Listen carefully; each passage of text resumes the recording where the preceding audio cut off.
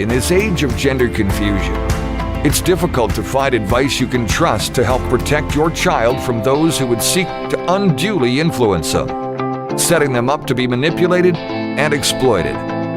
On Unmasking the Trans Movement, we discuss, educate, and deliver the info parents want and need to help their children, grandchildren, and even themselves. Welcome to Unmasking the Trans Movement. Now, here's your host, Brad Wylder.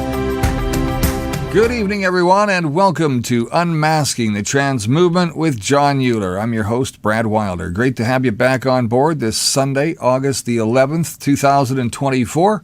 Dr. Ann Gillies is taking the weekend off this weekend, but she will be back again next Sunday night with Jon, and they've got lots to discuss as they continue with the series, The 9 Flags, or Red Flags, how deviant this really is, and they're going to walk us through all of those flags and really help you understand exactly what's going on and how this deviant behavior continues to get more deviant from the first red flag all the way through to number 9.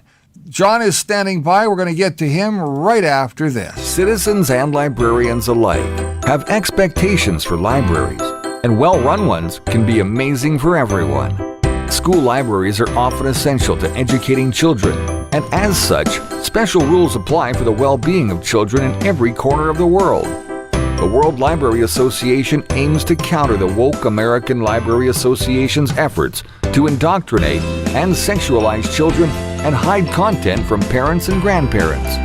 The World Library Association provides decades of experience with libraries, and we want to help educate and apply that experience to improve your libraries, whether you're citizens, teachers, librarians, and even trustees.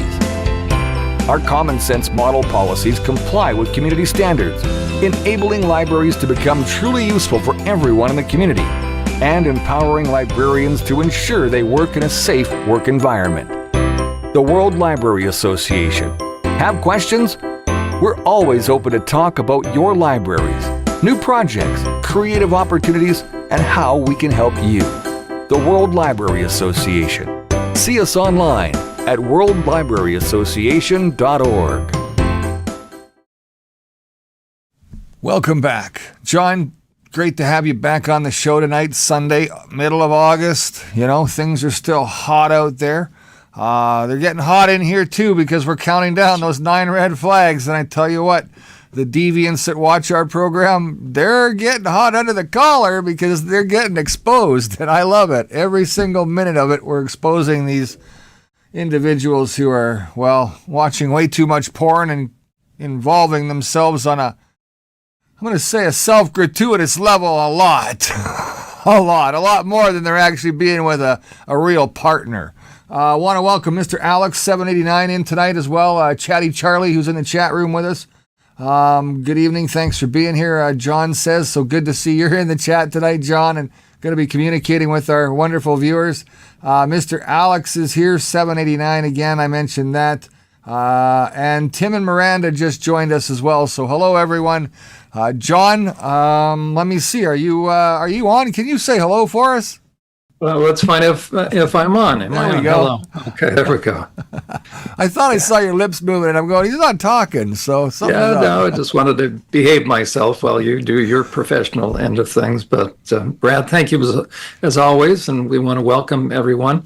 Hopefully this is going to be worth their while. We know it is, because unfortunately this is a series that needs to be done, and very few people, as a matter of fact, I don't know of any clinicians that are taking the time to help good people and help parents and grandparents understand, as well as to train other clinicians what to look for. Because, again, it is our contention here at Unmasking the Trans Movement that the trans movement is the world's greatest scam, scheme, and ruse ever foisted upon the Western world, just shy of what we now all know as COVID, unfortunately. But this is targeting the most vulnerable among us. And this meaning this movement that is man-made, but it's been underway for 20 years. And so now if you talk to the average person, they won't bat an eye when you reference trans. So we have been groomed ourselves in terms of our own thinking. So we're here to help people think deeply about these issues, to give them a sense of confidence that they can approach their school boards, they can approach educators, they can approach mental health professionals with confidence to be able to speak to these issues and, if necessary, present the facts. And so the entire world of mental health, of psychology, physicians have been captured, education has been captured, all of this. So we're here to try to set the record straight. And we're certainly going upstream. It's an uphill battle, but it is worth it because, Brad, you're a parent, I'm a parent, and we deal with people in our own professional capacity. You are a broadcaster and a media person. You have been for 40 years. I've been in the field of mental health. We feel compelled to speak to these issues. Yeah, so we have to say some of the stuff that others aren't willing to say anymore. Their lips are sealed. They don't want to be offensive. They don't know what to say or how to say it. They don't know how to communicate. Alvin Louis was great at explaining all that to us, so I think that's why we've got the ability and maybe even a little bit of the power to be able to speak the way we do. We're obviously careful and selective in choosing our words, but there's no denying that these individuals are extremely deviant and they need a good lesson in what exactly we're teaching, because without it, they're not going to get the help they need because nobody's talking about it. That's right. And when we reference the deviant individuals, those are the ones that are, quite frankly, targeting the kids. They're grooming these kids. And so our concern is that grooming, enabling, what other words will we use? Because there's other words, and you should really call them by their real names or their real...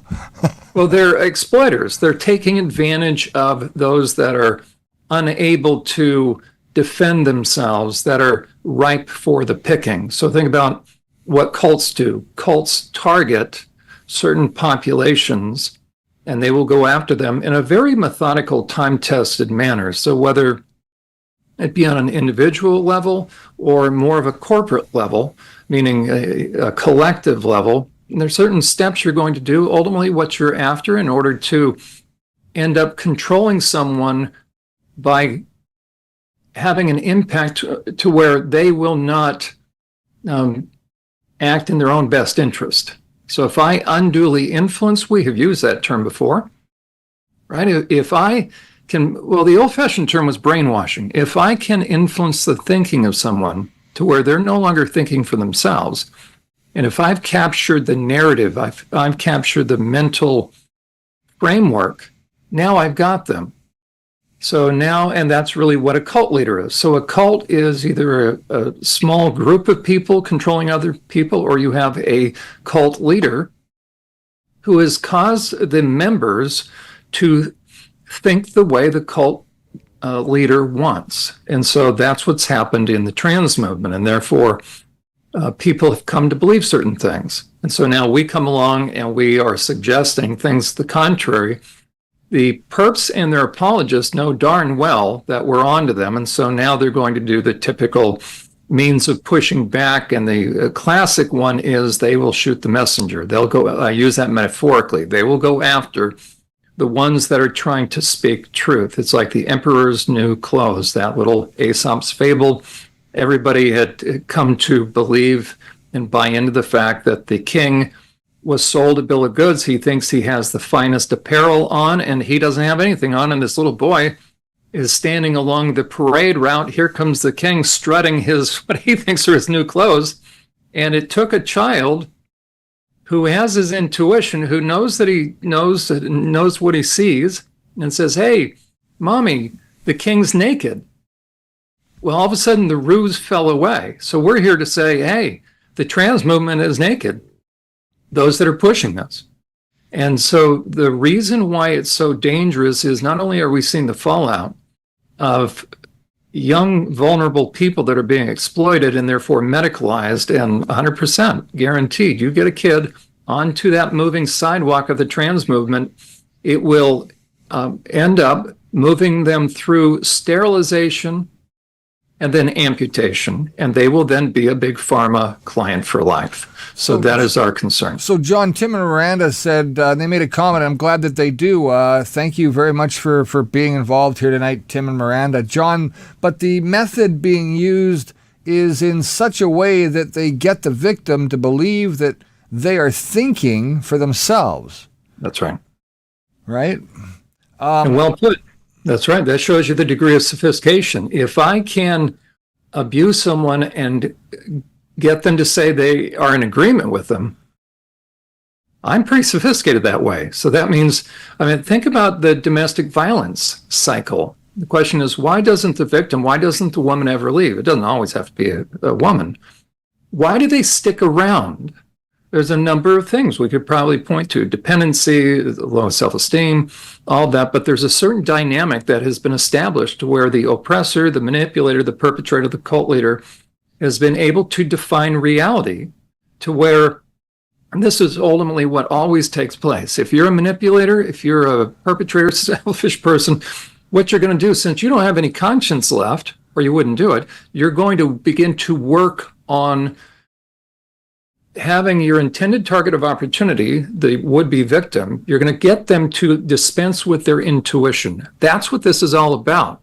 So we're coming along and providing enough information to help bring somebody's intuition back, which is reality testing. Hey, we need to make sure we let Pretty Weird Duck and Mr. Alex know that, yes, we are live tonight. This is a live edition of Unmasking the Trans Movement with Jon Uhler, and we're happy to be here. We're on air, and you're on air too. So congratulations. Right. You made your name out, and we're ready to go.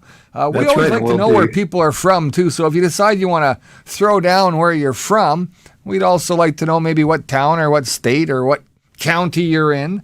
There was something else I think we should recognize here before we jump into everything tonight. It was a comment that was made by Mr. Alex. Having worked in the IT industry in New Zealand up to 2019, I would like to let Jon Uhler know the video game industry has been captured, given with the push to make video now. So you obviously know about that, right, John? That's right, and that's where a lot of these perpetrators will target these kids. So again, they capture the audience, so they find out where these kids are, and they will go there, a perpetrator, manipulator. Right? It's all the same thing.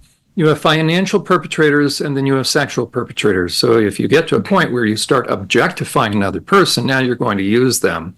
Now the question is by what degree and to what extent. The trans movement collects, as far as perpetrators, the greatest amount of financial perpetrators. Now, how do they do that? Well, they're going to get over on kids. They want kids' money. So how do you do that? You get them involved in the movement. You get them involved, everything from buying apparel to their entertainment. Ultimately, the greatest amount of cash lies in the medical end of things. So you're going to begin to get them to be a big pharma client for life. And how do you do that? You start them on cross-sex hormones.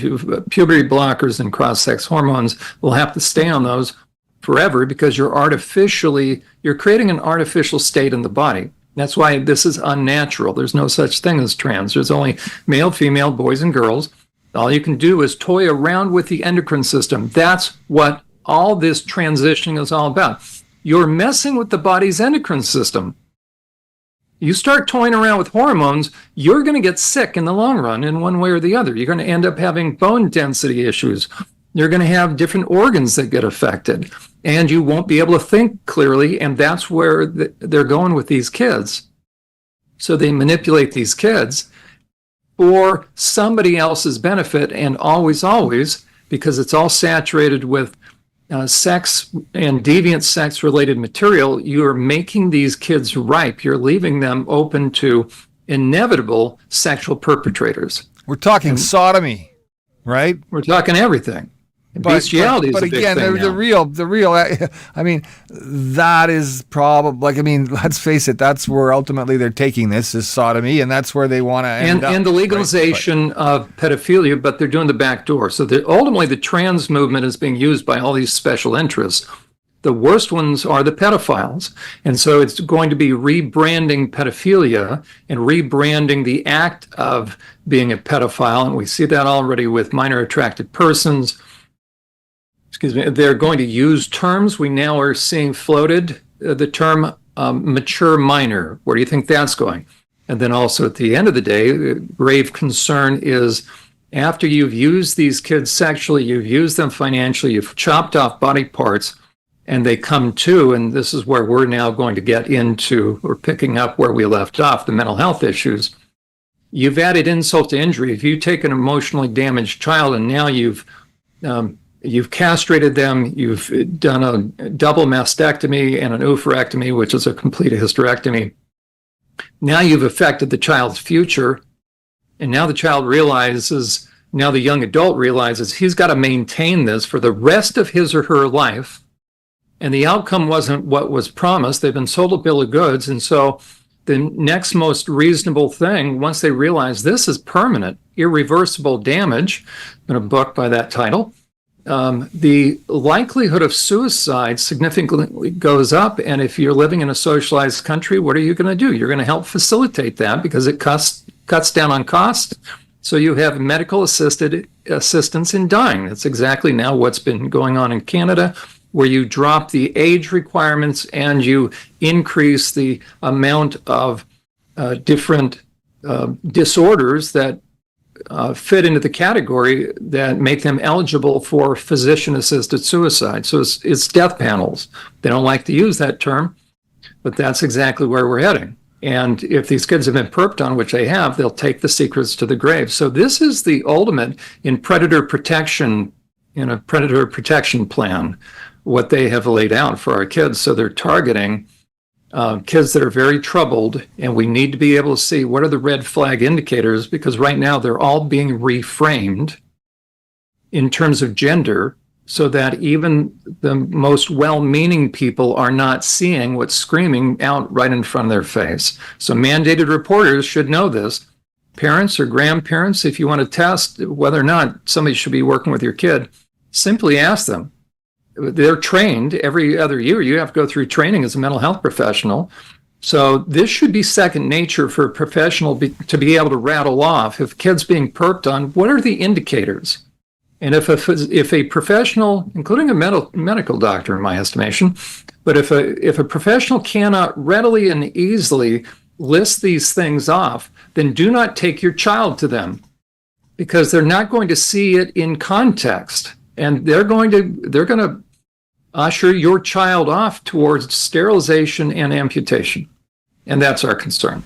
All right. So, John, another comment that was made, and it might be something that we should actually talk about for a quick second before we, continue on with part 5. We'll recap what we did in 4, 3, 2, and 1 in a second. But Mr. Alex says, because I found it very suspicious, people were pushing for the video game to be made online only. When I discussed Tim Walz, I was given a warning not to discuss the bill he signed. Do you know about the bill that Tim Walz signed? He may have to. Who's our Tim? Thank you. You'll have to remind me. Say I've got the fact that Kamala Harris has chosen this guy, and the question is she choosing him or are others? But I think it's all manipulated big time. But right, he's full on for the sterilization of kids, for the mutilation of kids, and they go after parental rights. That's why parents, you need to be very concerned. Because just like what's happened in California, as we know, it's now a sanctuary city. So you can take a child, either you can take them away from the parents if the parents try to put the brakes on this, much the same as what's going on in Canada, as well as Australia and New Zealand. But you can take a child, and don't think these perps don't do that.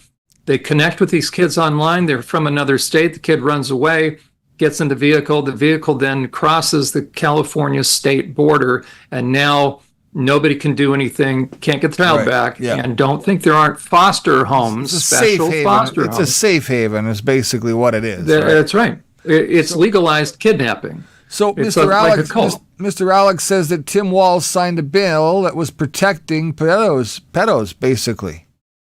right? And it's always a back door. So they're going to lower age of consent.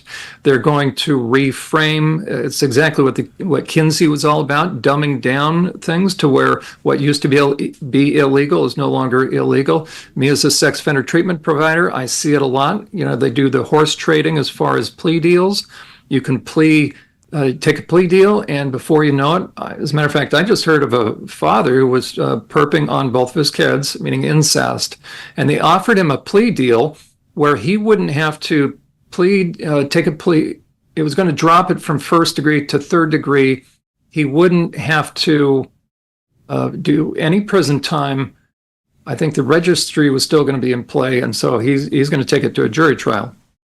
Meaning they offered him so much of this. And then a huge concern, by the way, is in the field of sex offender treatment, which also includes assessment. And so I could do an assessment for the court. Let's say a guy gets arrested, and I do a risk assessment. In the field of sex offender treatment, there's been a shift of sympathies away from the survivors or victims and on to the perpetrator. And now we believe that hurt people, and he must have been working out his own angst, or he was depressed, and he really isn't as much of a threat because he never had a criminal history. Well, the most sophisticated of perpetrators won't have a criminal history, and that's why they're in positions of mandated reporting, because they have kept themselves ahead of the law.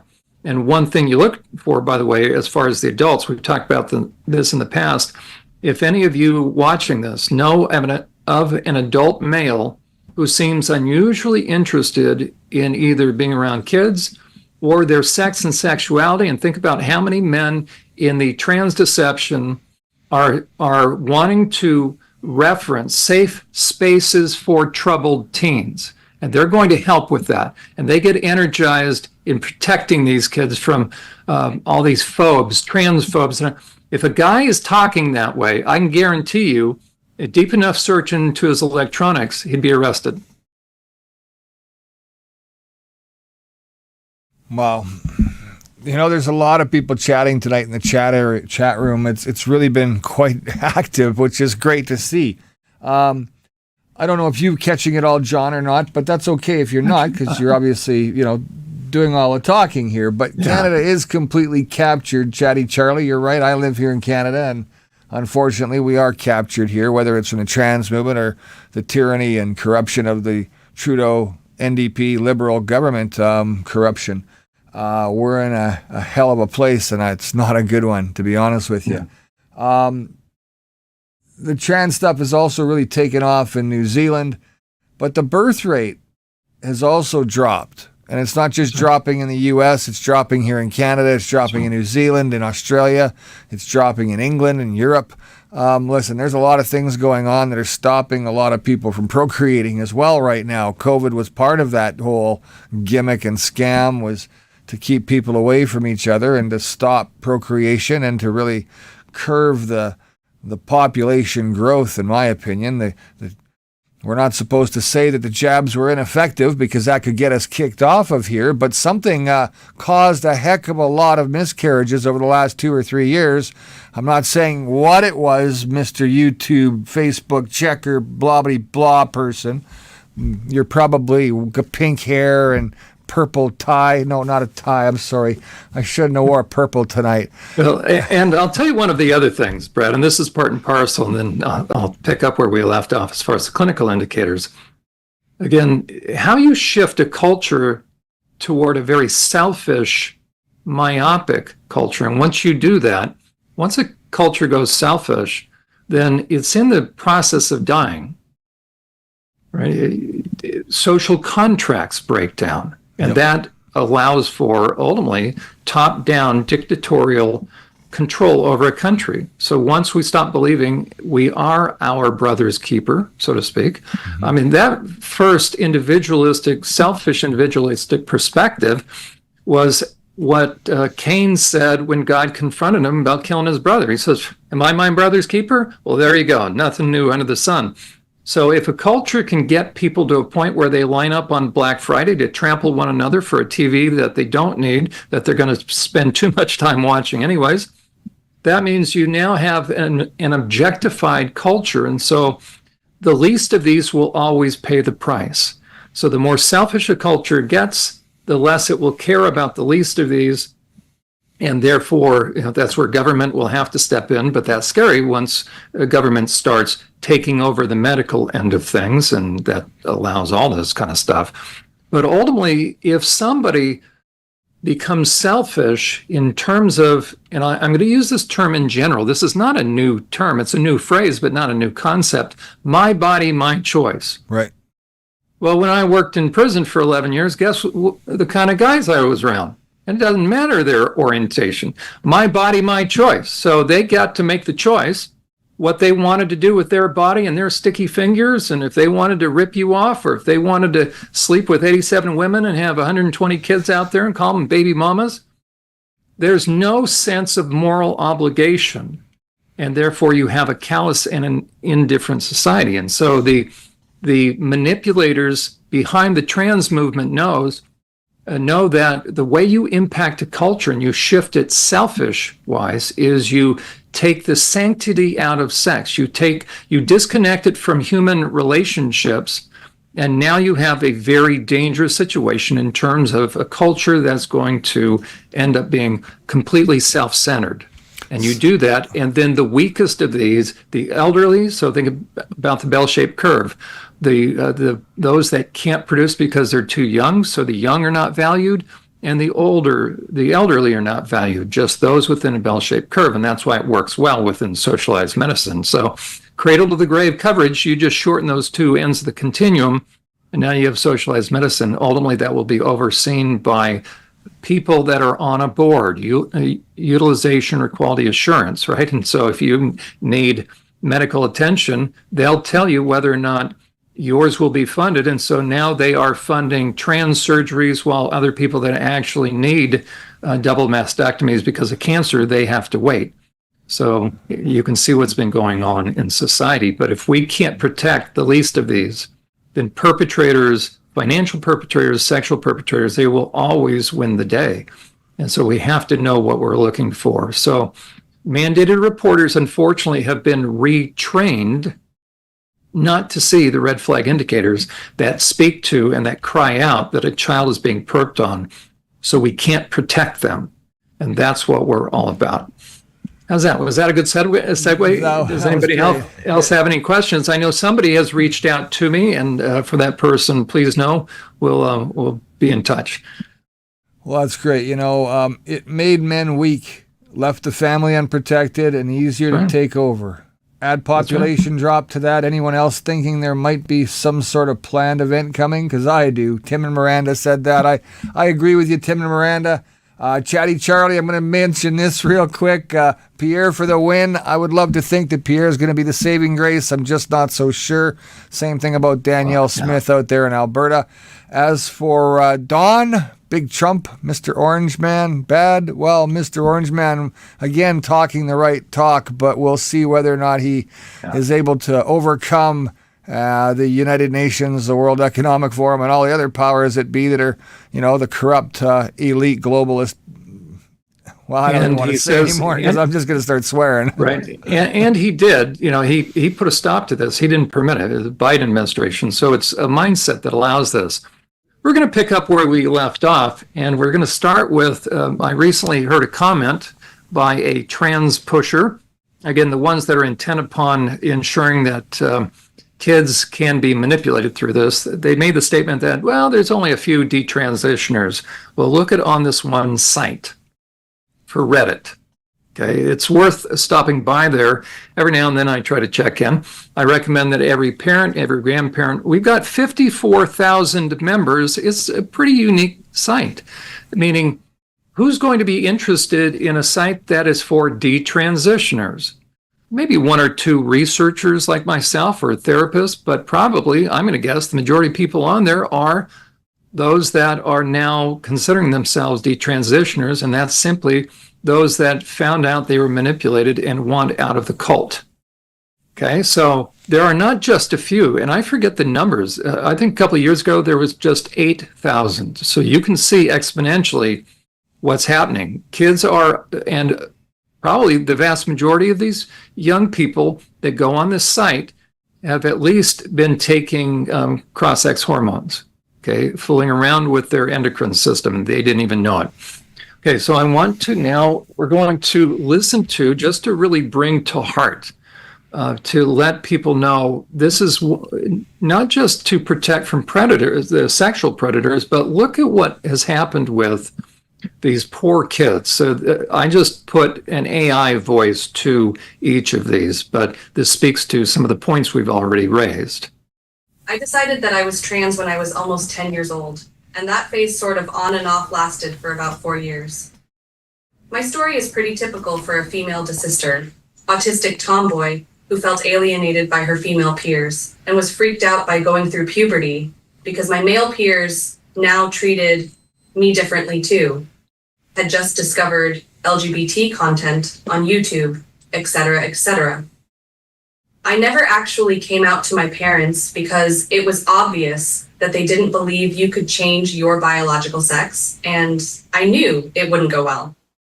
But if I had more liberal, open-minded parents, I know for a fact I would have came out to them and wanted to take puberty blockers, testosterone, etc.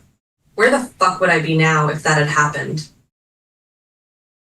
It's actually terrifying for me to think about because there are so many children in that situation right now who have nice left-wing parents with all the correct opinions who are totally willing to put their child on life-changing, blatantly unnecessary medication. Whenever I see my IRL friends repost weird protect trans kids type Instagram stories, I actually feel sick because if I had been protected in that way, I don't even know if I would still be alive right now. As an almost 18-year-old who has grown out of the trans phase completely and understands myself so much more than I did 8 years ago, this whole thing is so strange, and I can't believe my peers think I have the bad opinion on this. Isn't that what we're talking about? That if no one steps up to protect these kids, they're going to be harmed. I have one other one. Again, this is right off of that Reddit site. After detransition, it was like my whole world flipped upside down, and I'm left feeling bitter and cynical and distrusting of everything and everyone. I had a safe worldview before this. I believed the doctors knew what they were doing. They were experts after all. I believed my friends wanted the best for me. I truly felt that I was on the right side of history. Now I don't know where I stand politically. I still can't stand conservatives, but I no longer trust the left either. How can I, when they convinced me that taking steroids for a deep emotional problem was the right thing to do? Yes, it was technically my choice to do so, but I was also so young and mentally ill and desperate, and would do anything for relief. I can't believe one could be led astray so easily like that. At the end of the day, I can't even trust myself. I don't trust therapists. They also told me transitioning was correct. They didn't even look into my history of sexual abuse. How do you even go on when your trust in everything has been shattered? I feel like I'm constantly on guard now. I didn't check to see if the volume, was that volume loud enough, Brad? Yep. Everything was good, John. I made sure to turn it up on our end, and everything is wonderful. Okay, so there we have two young people that wrote on that Reddit detrans site. So one speaks the fact that if she knows that she had quote unquote affirming parents, meaning parents that weren't able to discern, would have gone along with it, and now this young person actually went through it. And right now she's saying, I've lost my trust in everybody. This is why this is so serious. And so we're going to pick up where we left off, because we all need to understand that these are mentally ill kids. These are kids with a lot of issues. This comes out of a New York Times magazine, which was actually, this particular article was sort of pro-transitioning, but they kind of make this little comment because they're concerned about how many kids are now transitioning. It says, to make matters more complicated, as a group, the young people coming to gender clinics have higher rates of autism, depression, anxiety, and eating eating disorders and attention deficit disorder. Many of them are also transgender. By the way, there's no such thing with that, but they're confused, right? But these other issues can complicate determining a clear course of treatment, correct. So even the New York Times is seeing that, okay, wait a second, there's a flood of these kids, and there can't be this many kids suddenly coming up with or coming down with a condition. So we're going to pick up where we left off, the ones that we have covered. So I would recommend, Brad, first of all, do we have any comments or questions? I don't want to jump right into it. Not necessarily a whole lot of comments. I pretty much think that there's trauma involved from Chatty Charlie. That's right. That's right. Funny how the owners of the social platforms stay hidden. They used Zuckerberg as a public sacrifice, then Meta took it over. There's those kinds of things going on, but just keep going, because I think you're right on the money here. Let's get into this next part. Okay, and just to help people see, there was the trend upward once social media got involved. Okay, so we're going to pick up where we left off. We left off, I believe, in number 3 or number 4. So the first, these are some indicators. And again, go back where we left off. There are 4 previous parts. So we discussed self-injurious behaviors. There's various kinds, but we're talking serious types of cutting. That doctor had to have seen these and chose to ignore all of those on that young person's body. This is Dr. Gallagher out of Miami. So we're going to let somebody wait till age 18. You need to tell me there's a big difference psychologically between this young person being 17 and 18. I don't think so. Those aren't stretch marks. Those are cut marks. These are all cut marks, including down in the abdomen, and that's why I will always ask someone, tell me if she's left or right-handed, and how do you know? Okay, so the second is, so look for someone with self-injurious behaviors. Now, do any one of these things, are they the smoking gun, so to speak? Can you automatically assume that somebody has been the victim of sexual trauma? Self-injury tends to be a big indicator. You then pile on top of that an eating disorder. Now think about how many of these kids will have. Okay, and we looked at the different types of eating disorders and disordered eating, anorexia, bulimia, emotional eating. We covered that last time. So self-injury, eating disorders, we looked at mood disorders. So depression is under the umbrella category of mood disorders, according to the DSM-5. We looked at some of the different things. You'll see behavioral indicators. You'll see psychological indicators. Again, go back and look at what we already covered. After depression, we looked at anxiety disorders, and that's where we left off. We'll review it a little bit because I added adjustment disorder.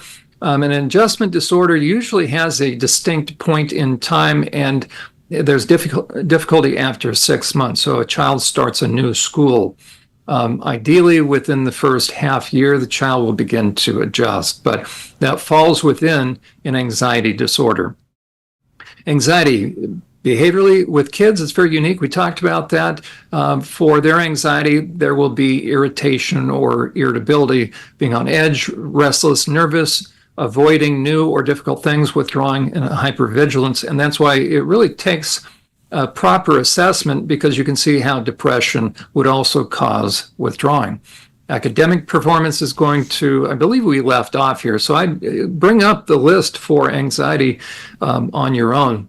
So we'll continue, but academic performance, physical health, we talked about that, and a differential diagnosis, that simply means you want to rule that out. So not any one of these things, again, indicate that a child has been sexually violated, but if a child has been sexually violated, guess what you're going to see. And we talked about the physical health. Sleep disorders are an important thing. So a quick list of adjustment disorders, the time frame is if it lasts, the onset then continues for longer than 6 months. So we have reduced desire to eat. So you can see there can be overlap with different diagnoses. Increased feelings of hopelessness or sadness, reduced capacity to enjoy or have an interest in hobbies. So you can see the child is starting to withdraw. Increased likelihood of crying. feelings of anxiety, nervousness, or worry or stress, spending less time around friends or family, reduced capacity to focus. Now, you can imagine if a child was sexually perped on, you're going to see these things.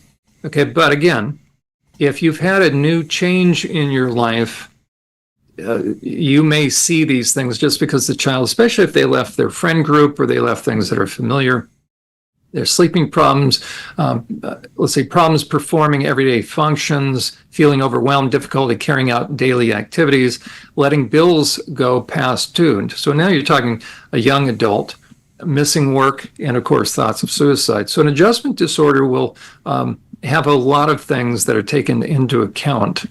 But again, usually 6 months later, some of those are pretty extreme, by the way, now that I see it, for an adjustment disorder. Okay, so we're going to now shift to number 5. And again, parents or grandparents, any clinician worth his or her salt should be able to list these off for you.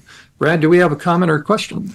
First, we want to just quickly say hi to Joyce Connolly, who's on board with us now, and Writer's Pen is here. Alex has a quick question. Mr. Alex says, in regards to some of the things John is speaking about, can they also apply to family violence, John? Oh, absolutely. Right. So any kind of trauma, what is trauma? It's something that is overwhelming and beyond the person, whether adult or not, but beyond the person's ability to control things.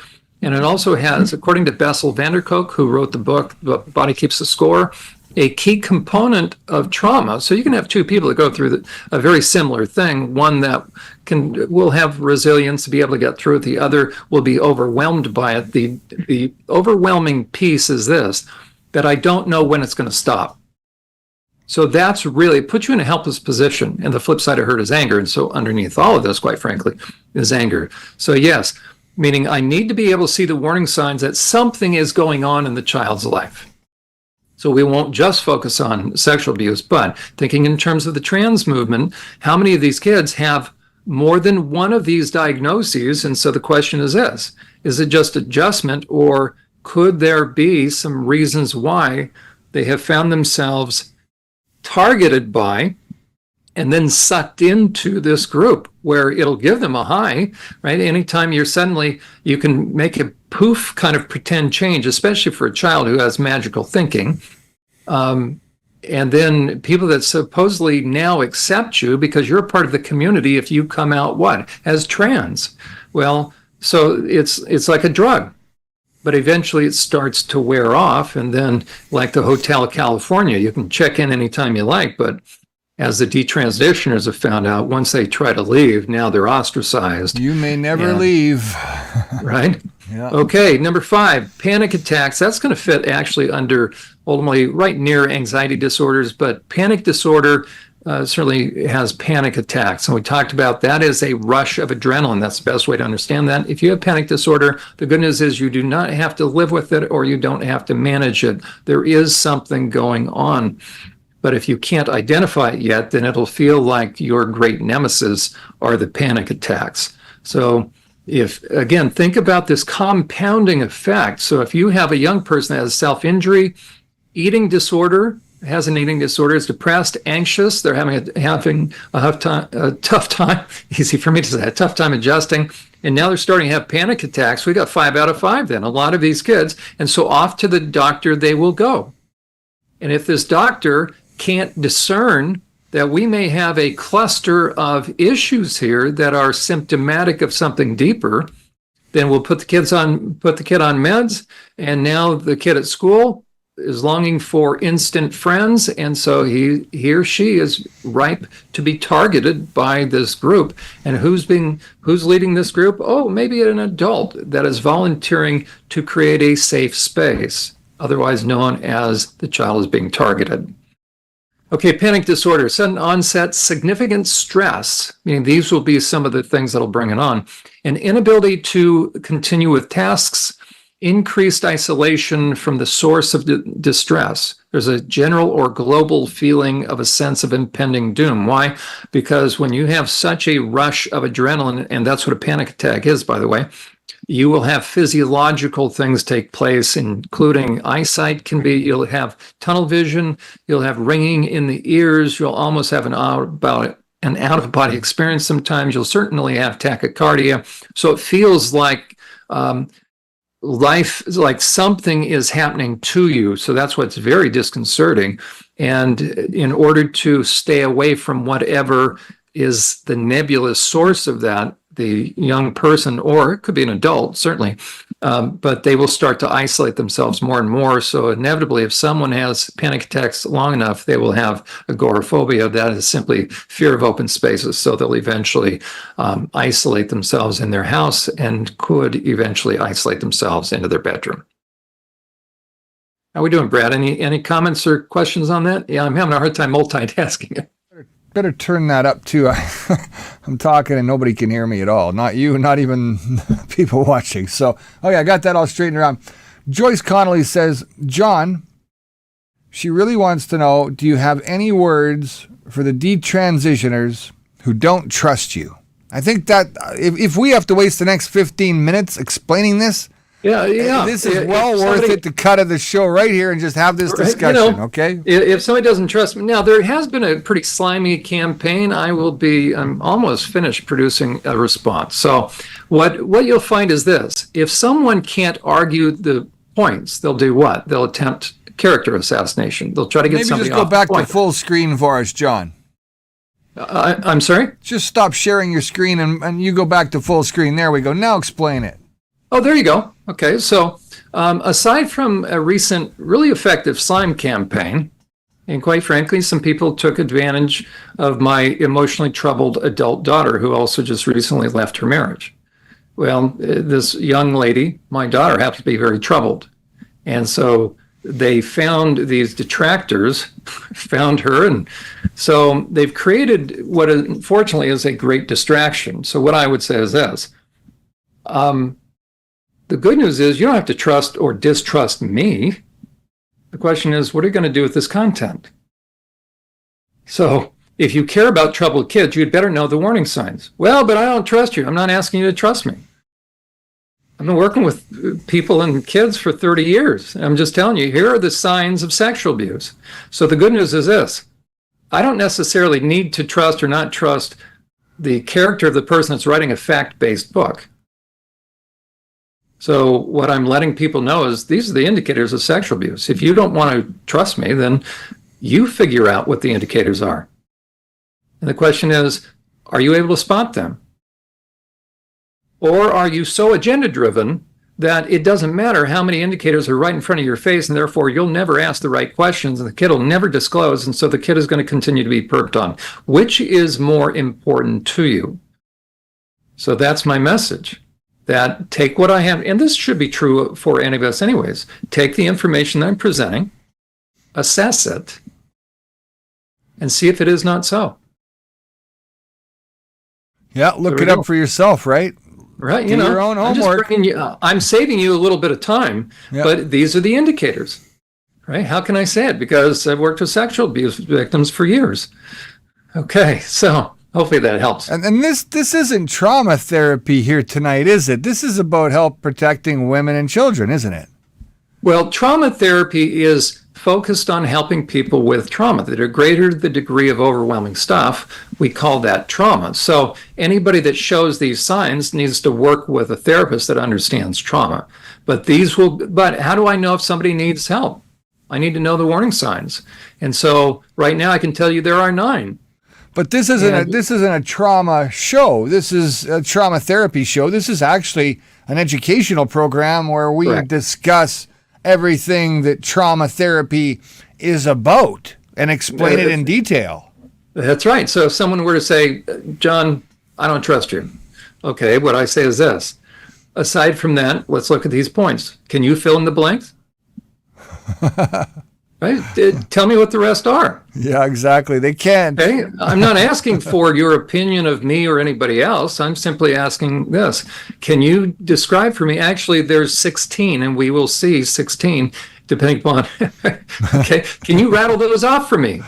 If you can't, then the question is, what's more important, your opinion of me or whether or not you're dedicated to helping kids who are evidencing signs that they're being sexually perped on?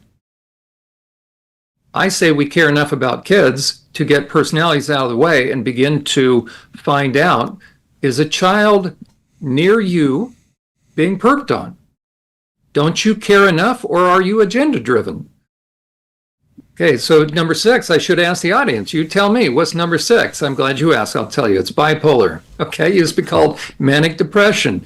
What is that? The easiest way to view it is up, down very quickly. But that's not true bipolar. That's one thing I want people to see. True bipolar acts like much like a woman's menstrual cycle. It has a cycle to it. Okay, a lot of these kids fluctuate throughout the day. That is not manic depression, by the way. Okay, but you can see how they can be misdiagnosed. What is manic depression? So really now it's called bipolar. Okay, it's rapid or sudden shifting of energy level and mood. We call that mania, often to the extreme. Okay, so there's out of New Zealand, that was a pretty good little screen capture there, and I thought I would just attach it for the viewers' reference. So bipolar disorder is a mental illness that causes extreme mood swings in teens marked by episodes of mania. That means a lot of energy, and then depression. But true bipolar, again, has kind of a wave, a high and a low. What we're going to find with these particular kids, they are misdiagnosed. A lot of people that don't have bipolar are given bipolar because they seem to have highs and lows. But Frank Anderson, who's connected with IFS, Internal Family Systems Therapy, he's connected with Harvard School of Medicine, he's indicated that he has yet to see a case of bipolar that doesn't have trauma underlying it. That's important for us to know. Okay, these episodes can last for days or weeks, and symptoms can be very different from a teen's usual behavior. Between episodes, a person with bipolar disorder can usually return to normal functioning. Now, that's very true. So that's kind of what you look for. After the high or the low, is there a period of normal?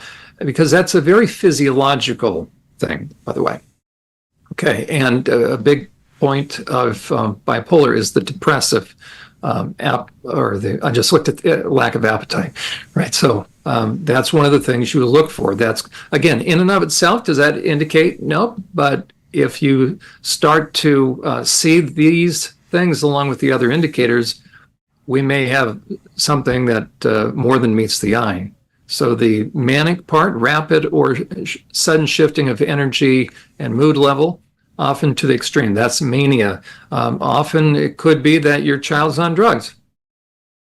And so now he's being diagnosed with bipolar when that's not the case, or some young people that may actually have bipolar will try to self-medicate. So it's very difficult. You want to get somebody that knows what they're talking about. But again, if somebody's being perked on, if a young person's being perked on, I'll tell you what, they're going to have mood swings. So in teens, what do we see? Extreme impatience, irritability, and short-tempered. Now, does that describe a teen? Yes, it does. But you compound it with boundary violations and being perked on, you'll see it all the more extreme. Talks rapidly and frequently about various subjects, engages in risky behavior that shows poor judgment, right? We could chalk this up to just teenage life, but if other things are going on, you're going to see this is much more pronounced. Heightened sense of self-importance, trouble sleeping and staying asleep, neglects homework, they have impulsivity and talks of or has interest in suicide and death. That's why it needs to be taken very seriously. And you'll also see where they're going online will match how they're feeling. So with bipolar and autism and, everything that you're just kind of going over right now, Mr. Alex was just wanting to ask you, if you're aware, there's been research coming out recently citing the autism community has a high rate of trauma and complex post-traumatic stress. Would bipolar also have the same sort of stuff going on? Well, bipolar would be more the result of, but autism, and I'll tell you why you see a collection of this in quote-unquote the trans community. Because kids with autism and sexual abuse survivors have something in common, which is this. They have a hard time trusting their intuition, so they make for easy targets of opportunity by sexual perpetrators. And that's where you find the perpetrators lurking and lying in wait for these kids. And a perpetrator doesn't care whether he puts on a clerical collar or a rainbow flag. He doesn't care. And that's what we need to understand. So the number one place that they like to hunt are in churches. But a perpetrator is all about gaining access, so they don't care what they have to do, dress up in women's underwear or not. Now, certain ones will or won't, but we have to realize that there are no boundaries beyond which a perpetrator, we tend to think, well, I know he's a perpetrator, but he wouldn't stoop so low as to, yeah, he would. Okay, moving along. We still have, we're sticking with the bipolar in teens, poor concentration or gets easily distracted, poor appetite or changes in weight, self-injurious behaviors, withdrawn and isolated. So you can start to see how there is really a layering effect of some of these disorders, emotionally shutting down, agitation and sullen, darker areas of interest such as art and music. Again, any one of these things, are they an indication of some sort of trauma? Not necessarily, but the more of these you have.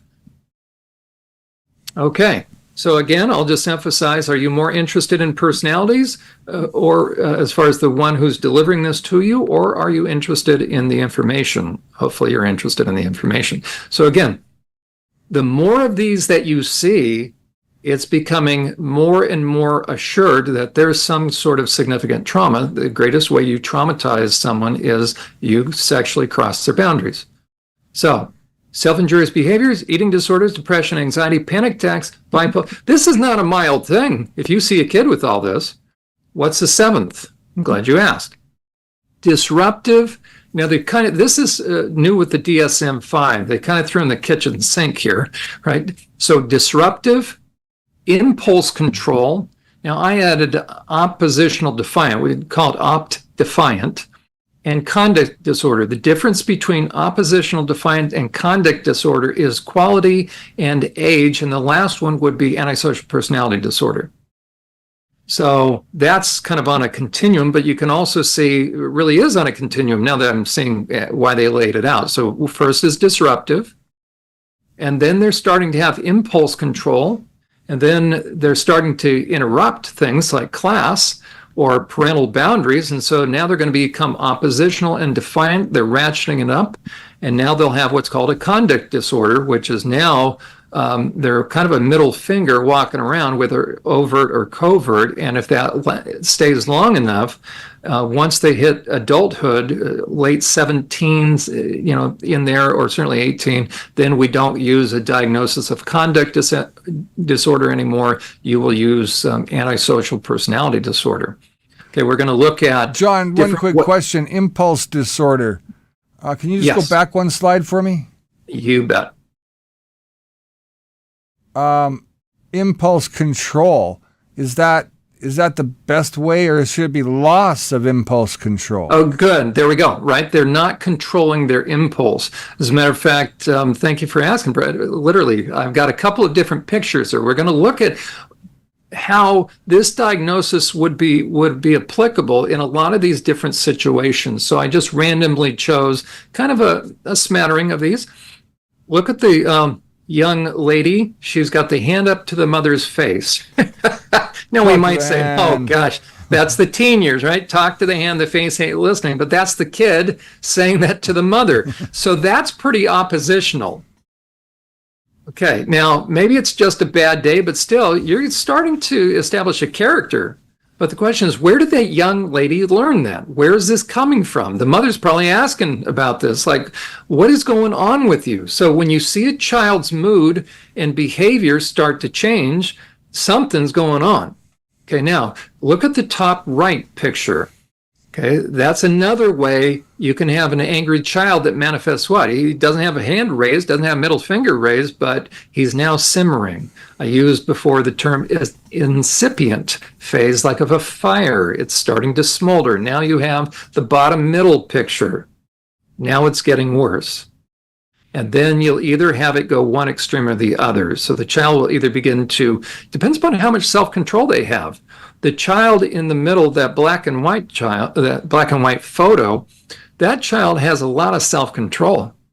The child on the right doesn't. And I can't figure out who is the parent in that. Okay, but these are all different ways that it's going to manifest itself. Now, again, for minors, that's why I wrote adult antisocial personality disorder. Okay, but conduct disorder is becoming entrenched in late teens, that if it's not stopped, because you can imagine they're going against societal norms, they're not listening to authority, they're bucking the system, and they're going to do it in a couple different ways, depending also upon how they're wired, so to speak. Intermittent explosive disorder, they created that term, but when a child explodes and then gets it together, explodes and gets it together, he or she is now holding the parent or the siblings or the family hostage, so to speak. So this is a very serious thing going on.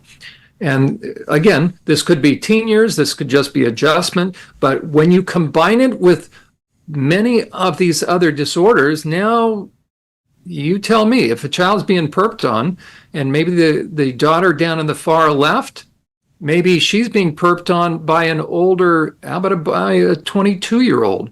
Let's say she's 16 or 15, and let's say she's been interacting online with a 24-year-old. Do you think that kind of interaction could start to create or manifest itself in those types of discussions? Sure. Why? Because she thinks the guy loves her.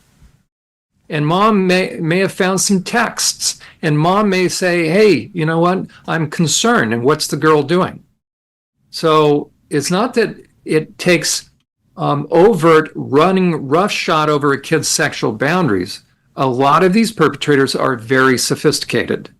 And before you know it, they've sucked the kid in, the kid then gets in the car, and now, right where we used to be able to call the cops on one of them, now they drive them across state lines, go to a sanctuary city, or a sanctuary state, and guess what? You'll never hear from your kid again. Matter of fact, I dealt with the reverse, that a couple's son, he was straight A's, until he hit age 16, and a debate coach, a female debate coach, was a female perpetrator. But I believe she was grooming the kids, and she's connected to a larger group.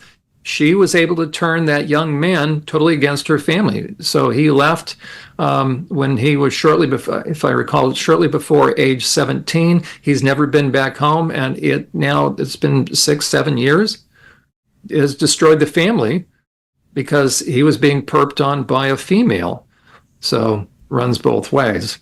I'm aware of the time. Brad, we'll go for a couple more here. No rush. It's all good. Okay. Are there any other questions? I haven't been paying attention to the questions. I managed to download my daughter's interactions with a kid in this group. What I read was so shocking, I can't even explain what went through my head other than fear. A lot of parents are going through that in this day and age. Sex is being talked about in a whole different level compared to what we grew up with. That deviance is coming from all different angles and levels as well, from adults to teachers that are trying to push this, the groomers that are in the schools. I'd like to say that the teachers are good, but I know that there's a lot of bad teachers out there, and there's a lot of pedophile teachers as well that are doing things to kids that, again, I'm glad they're getting caught on. So guys like Pierre Barnes are epic for making sure that those individuals get what's coming to them, as they say. That's right. And that's a perfect segue into, we're going to still stay with this diagnosis, by the way, and then we'll pick it up on part 6, I guess. Okay. So here's another way that the oppositional behavior can start to manifest itself. This is exactly what we were just referencing. So if you have a child that is becoming sexually fixated, this was just a random assortment of things, knowing what I know about teen culture, but I don't know the half of it any longer.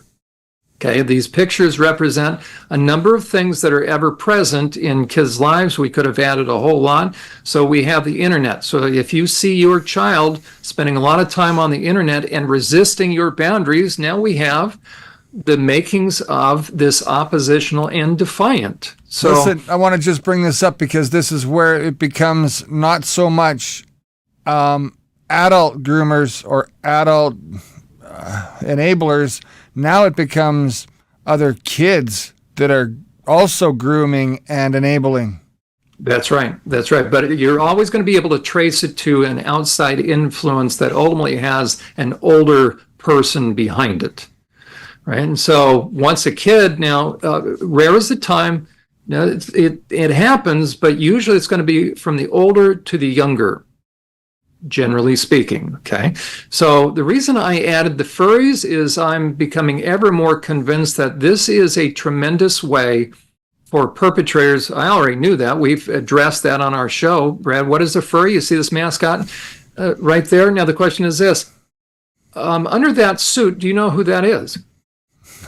Just like at Disneyland, you have no idea. Right? Minnie Mouse is actually a guy from Mexico, with a mustache. I'm so glad you brought that up, Brad, because hold on. There's Rachel Levin. There's another guy. Right?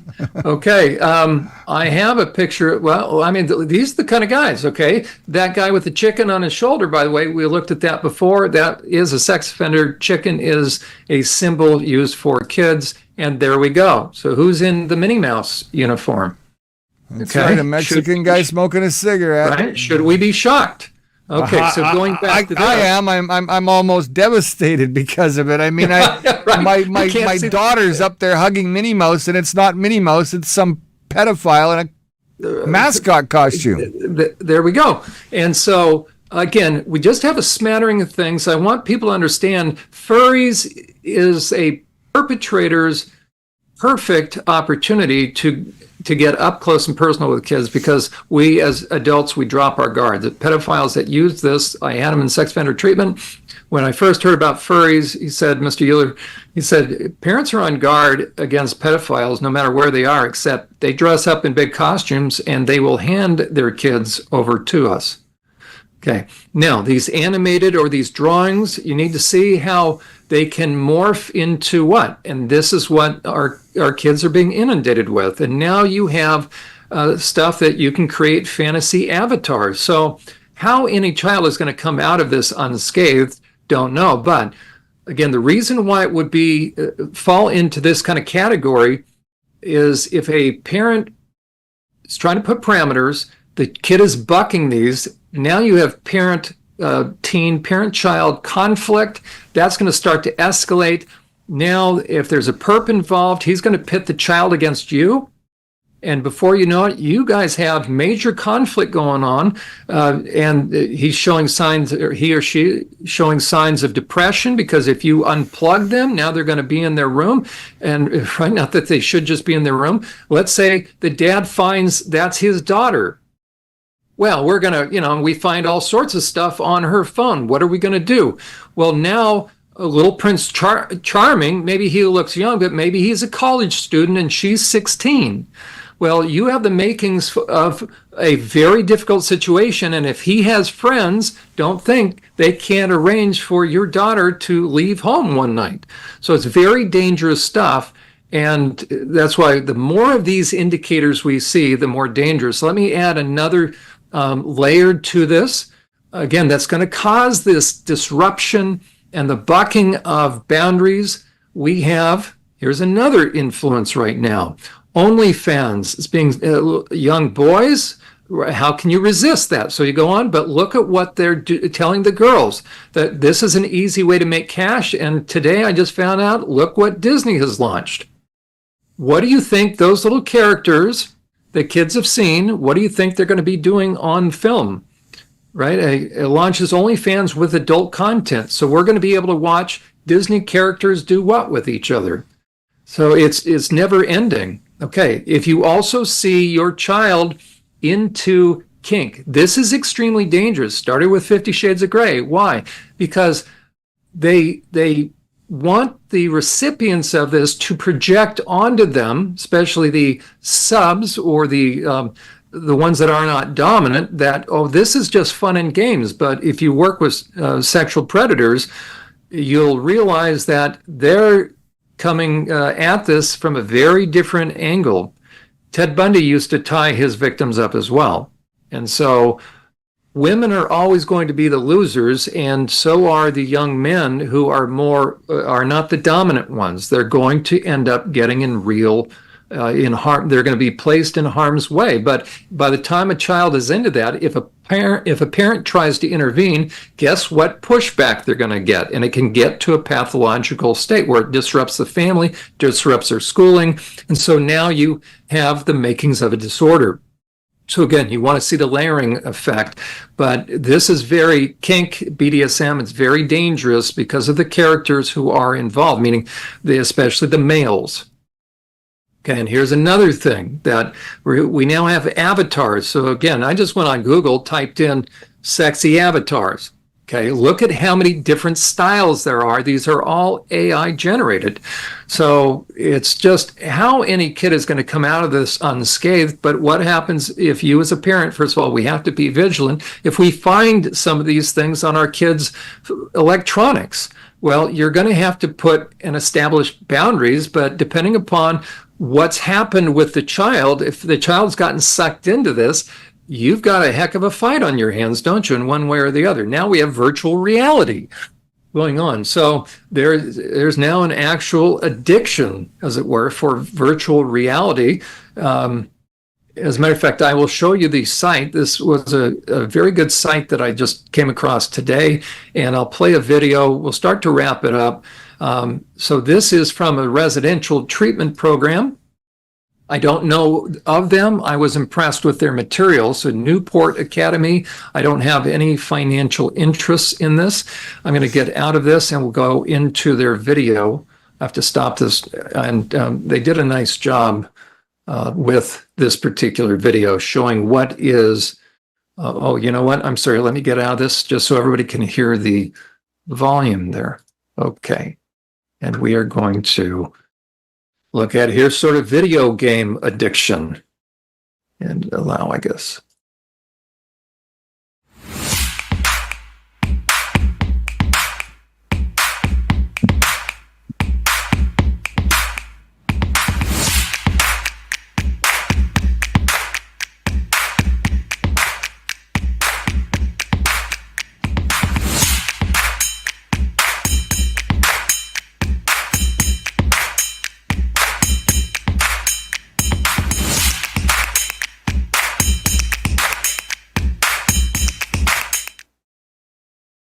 Okay, so there we go. That's one additional thing, defiant to conduct disorders. So that's going to be another thing that if you see that layered on top of some of these other diagnoses, you have a child that is being impacted, and we need to know the warning signs is part of what's going on, that they are being sexually abused. A lot of kids don't know they're being sexually violated when they are, because they actually feel flattered. A 15-year-old girl, she has a 24-year-old young man. As a matter of fact, think about the law that was changed, compliments of Gavin Newsom and Nancy Pelosi's nephew, Scott Wiener, who is in the Senate in California. They just rewrote a law that if a 24-year-old man, so this is a college graduate age, hooks up with, meaning has sex with a teen boy, age 15, could be while he's 14, he won't be charged as a sex offender. The perpetrator won't. So that means you can have somebody who's come out of college with, let's say, an education degree. He's now going to teach at a school, and he's going to run a safe space for these vulnerable kids. And now it's after hours, it's off school premises, and now he goes in the back of his car and what amounts to, he's going to rape this young person. He's going to have sex with, he's going to perpetrate. Well, not a sex offense any longer in California. And now let's say the parents find out. And now let's say the child is enamored, so whether girl or boy. What young person can figure out that if their boyfriend or girlfriend was age 22 or 24 and they themselves were in 10th grade, that's flattering to a young person, but the young person doesn't understand they're being perped on. And so if now that relationship is to be intervened in between, parents say, you're not going to see that boy anymore, guess what happens? And now you have the oppositional stuff come in, and so many parents have lived through this nightmare, and those are the kind of adult males that fill the ranks as far as the pushers of the trans stuff. And that's why they don't want any normal therapist asking normal questions if a child comes in with any of these red flags. They don't want a therapist that's going to ask any questions. Lord of the Flies stuff, eh? There you go. 1984 in 2024. That's right. You know, Tim and Miranda, Tim says, I know it has nothing to do with what John's talking about, but in some way I can't see where the hatred comes from when there's not been abuse, but there is. Tim and Miranda also say, sorry, everybody. We just wanted everyone aware that there's something else going on that runs alongside what John's information is, but no one seems to see it yet, just like the trans stuff. I think that has to do with the World Economic Forum, into some of the direction that the United Nations is having on North America and the West. This is all by design, and we've known that for a very, very long time. They've mentioned the DSM-5 in the chat room tonight, and they talk about that openly because they are aware that that's where the real trouble started. Right. And, you know, I think that the viewership that we're getting on the show has been fantastic, and the people that are watching after the live episodes are learning a lot from our episodes. So, you know, our people that are viewers in the chat room tonight, thank you for being a part of this, because without you guys, you know, we wouldn't be able to answer some of the questions that we're answering. We obviously have our own set of, you know, educational stuff that we want to try to provide here on the program, but you know, we deviate from it all the time, and we do that only because, you know, you're a big part of the show, and without you guys, we'd be nobody we're talking to. It'd just be John and Brad sitting here staring at each other and trying to figure out how we're going to stop this evil, deviant plan. But you know, to having support, having people around us online with us gives us both a whole lot of, I guess, momentum to keep going and show up every Sunday and do what we do every day of the week. So thank you to you guys. That's right. And we'll continue, right? I guess part 6 next week, right? But we'll just methodically work our way through this. Fortunately, again, it doesn't depend upon anybody's personality, right? That's right. What happens if somebody doesn't trust you, me, or anybody? The good news is that to me, it's not necessarily a matter of course, it comes down to trust, but at the same time, these are just facts. We're just pointing out different diagnoses. And if you see that a child has multiple of these diagnoses, then all the more it becomes a concern that somebody needs to finally ask the question, is there anything else going on? So that's why we're doing this series. And we'll just continue until we methodically work our way through the 9.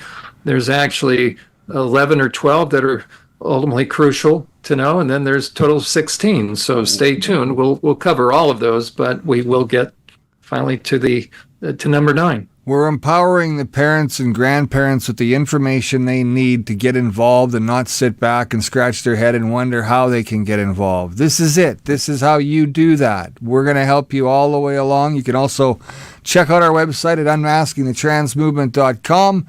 John, another great show tonight. Thank you very much for being here. As always, a pleasure. Next week, we know we're going to break down a few more red flags of the 9. I think we're on 7. We've got 2 more to go. We hope you all come back and join us then. Till then, remember, it's not our kids' fight, it's our fight. You got to get involved, and you got to do that right now. Thanks again for watching, everyone. I'm Brad Wylder on behalf of Jon Uhler. We'll see you next time. Good night, everybody.